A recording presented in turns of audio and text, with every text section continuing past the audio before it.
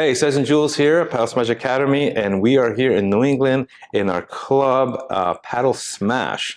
And today we're going to be talking about the Coaches Shuffle.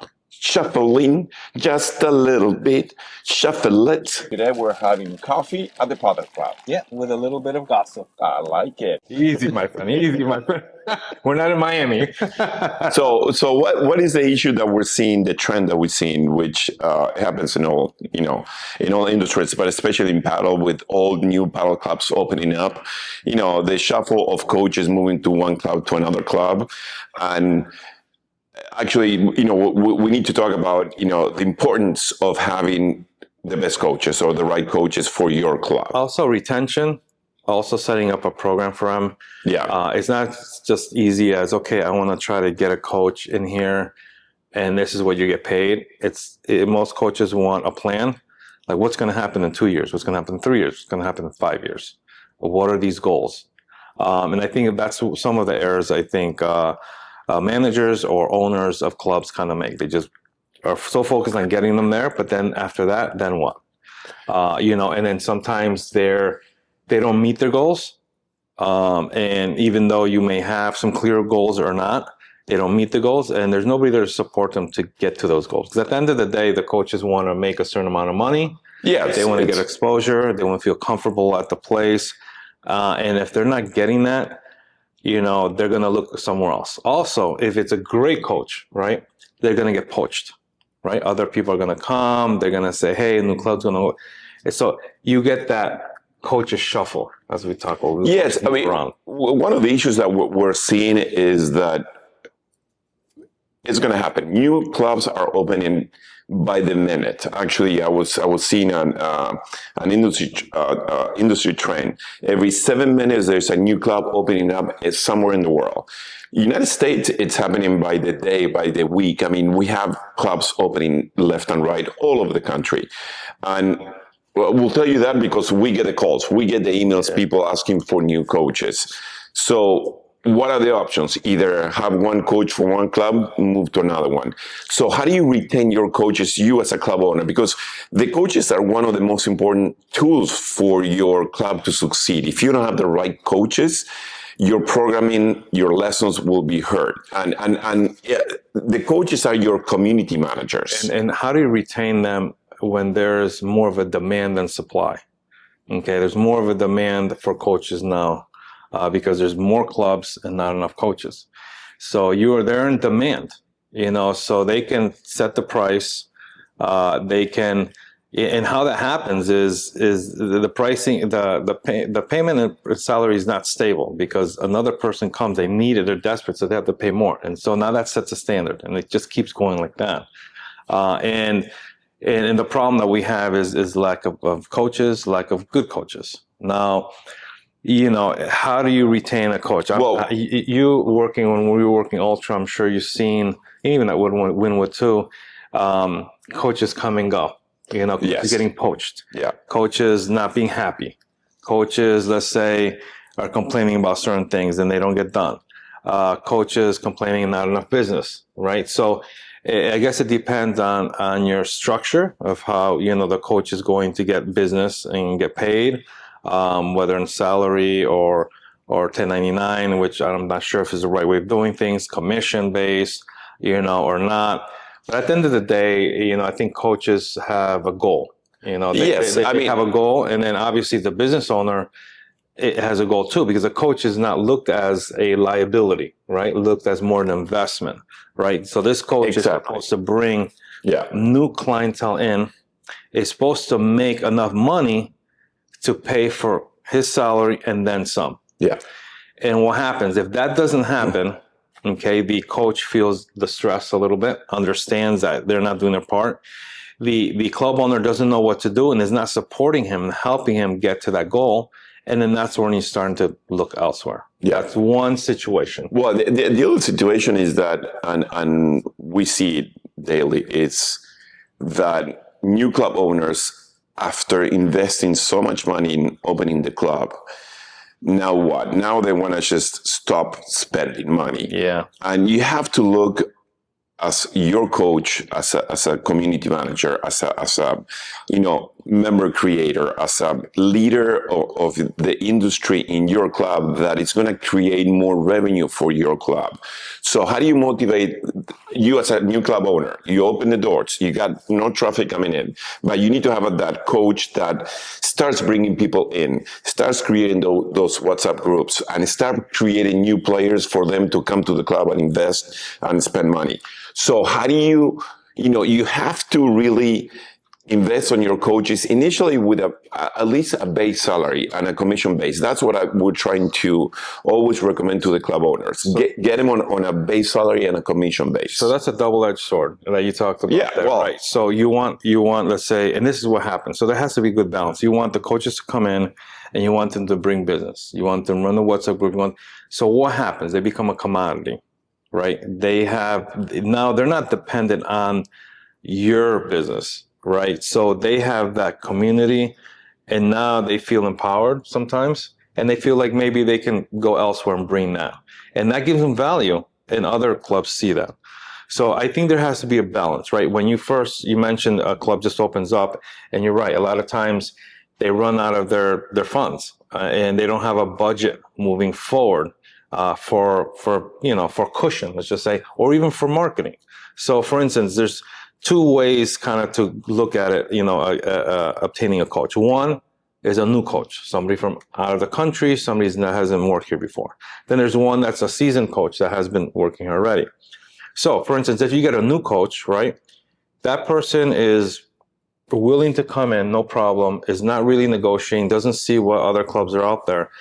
So, you may be fine for, 6 months to a year. But once he talks to other coaches and sees there's other options, he may be leaving. Now, the trick there is to have, nobody knows him, okay? So you need a budget for marketing and you need a goal. You need to put together a plan with him, a 1-year plan, 3-year plan, and 5-year plan. And what are those goals? And you have to meet those goals. It's financially with him and also for the club.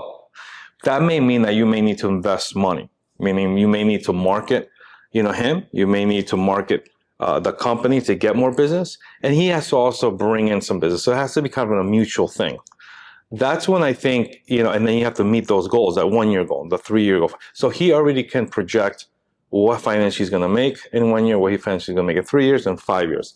He doesn't, if somebody comes in, it would have to be something really outrageous for him to move.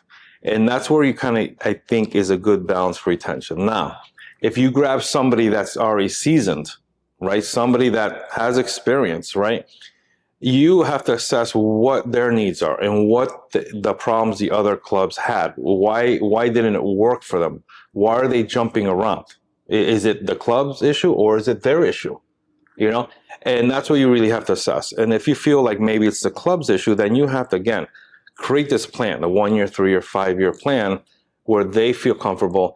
And they're not just bringing people. You're going to be, okay, great, they're bringing a lot of people. But then just the way they brought people to your club, they can bring people to somebody else's club. Yeah, but I mean, but one of the issues there is this, that we see it all the time. The risky aspect of the owner, it's when you bring someone from the outside, it's a gamble. Because you don't know if it's going to work or not. New or like new guy. Let's say we get called, hey, from another club or just from another country. Another country. Bringing someone from another country, it's risky because you don't know the level of the language, even though they can speak a little bit. You don't know if they can actually teach in the proper language in English. That's one. Yes. The other one, it's we have that case in Indonesia. Padel is booming there. They're trying to bring coaches from overseas. But maybe they don't get accustomed to the culture. No, and not only that. I mean, first question they ask you when a coach reaches out or you're reaching out to a coach, how much money I'm guaranteed to be making. Yeah, right? And there are two options. Either you're going to give him a base salary or you have to guarantee a certain amount of hours at X price. So he knows that he walks into the club and he's going to be making $4,000, $5,000, $6,000 a month guarantee, meaning on lessons. But you have to, as a club, you have to be able to already generate those lessons so he can walk into the court and start teaching on day one.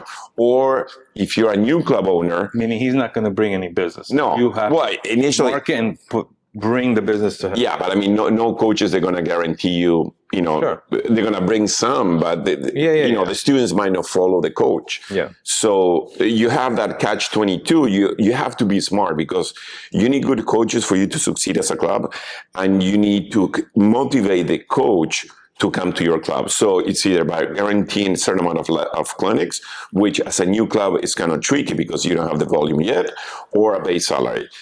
And then you need to have good coaches, meaning not someone who just took a weekend certification and he became a paddle coach. Someone who knows about paddle. Seasoned coach who knows the 47 shots of paddle. They know how to work on the transitions. You have to have the right players. And when Cesc is talking about the long term, but you have to also work on the short term. Basic things, and I'm giving you because I live it every day. It's water, snacks, places where they can sit, they have their own space when they can warm up their meals and have their lunch. And, that's a great point. Yes, I mean something where they can. This is their off the place, so a little small loungy area where they can just hang out and. So let's talk about that because you're still the coach now, and you're coach at Ultra, and why is it that you retain? And you've only been in 2 places. You've been pretty loyal, but why is it that you stay at one place? And I think you're right. In any business, it's having them feel comfortable and catering to what their needs. The basic stuff, just like this, water. Yeah. Having the balls there all the time in the thing, and they're new. They're not like all flat. Exactly. Right? Having all the tools, having people that they enjoy, conversation. The manager's nice. The location feels nice. All those little things are catered to. Not only just your coaches, to your employees, and obviously your customers. So those are very, very valid points because that could make the difference. One coach coming in and it's like, no, I don't like this location, I don't like this view, I don't like the feel. Versus going to somewhere else and like, oh my God, there's water included, and they got this, and they have this. The place looks nice. The manager. That could make the difference, and because it's going to be very close pay. The pay is going to be about the same everywhere, depending on your level of coaching, and so that's going to determine where you're going to go. Yeah. So I mean those little things make a big difference where you feel that you're part of the family, that they taking care of you. Going back to what he was saying, having decent balls to coach. Yeah. I mean, you can't be teaching with crappy balls. Some clubs, they even ask you to bring your own balls. Wow. You know what I mean? If you want to provide a good service as a club owner, you have to have good balls. Especially if you have in Florida, especially if you have outdoor clubs. Sometimes you're playing on a wet court, and those balls they get so wet. Yeah, you got to throw them away. You know what I mean? And you put them all in the wood canister. Yes, if they're gonna soak in there and forget it, man. Exactly. So those little things, you have to always pay attention as a club owner. Same thing, providing water. It could be, water fountain or something where they can. I mean, they're doing a sport. They're running around, especially if you're in Florida, which is 100 degrees outside. You want to get some water. That's crucial. Even just music that is puts you in the mood. Yeah, a place where they can come and a microwave where they can heat up their food. That's what I do. Right. I go to work. Heat up my food. Sometimes I have lunch there because I'm coaching at 1, 2 in the afternoon. The other place is. Why do we retain those coaches? It's, the beauty about Ultra that has now 10 indoor courts. So when you have indoor courts, you're guaranteed that you're going to be coaching. If you have an outdoor court or an outdoor club only, sometimes, rainy places like Florida, you lose about that's true 10 days a month because of rain. Because it rains for 5 minutes. Right. Pouring down, all courts are wet. Done. You lose 2-3 hours of revenue that you're not making. You're making money every time you step onto the court. So those things make a big difference too. Now if you go and work, if you want to retain a coach and it's indoor club, he's guaranteed that he's getting X amount of hours, regardless of the weather. So that's another valid point for you to retain those coaches. Another thing is being specific on the terms, right? Yes. If that way, there's no gray area. From the beginning. From the beginning. Yeah, from the beginning. You have somebody that's a celebrity like Jules, and somebody wants to play with him and pay him to play in a team, and it could be anywhere from a couple $100 to a couple $1,000. And so how do you deal with that with a club? Yeah. Does a club get part of that? Do they just rent it? Nobody knows. So, those things have to be kind of like talked about. Yeah. And if it's open, there's no problem. If you say, hey, look, I may have, people that want to pay to play here. I just want to make sure you guys know that, and it's off peak time. I pay for the court, and that's our. Well, okay. I mean, we know that happens quite a lot. But if that happens, and don't disclose that, it's kind of like, as a club owner or as a coach? as a club owner. As a club owner, yes. Like, it's a little, being open and disclosing is the best thing. And that's fine. Just to clarify what he's saying, we call that, match lessons, where you hire a coach to play with your friend and you hire two coaches. It happens a lot in every single club. Yeah. And depending on the club, either the coaches get paid under the table, or they get paid straight by the owner of the reservation, or they go through the system.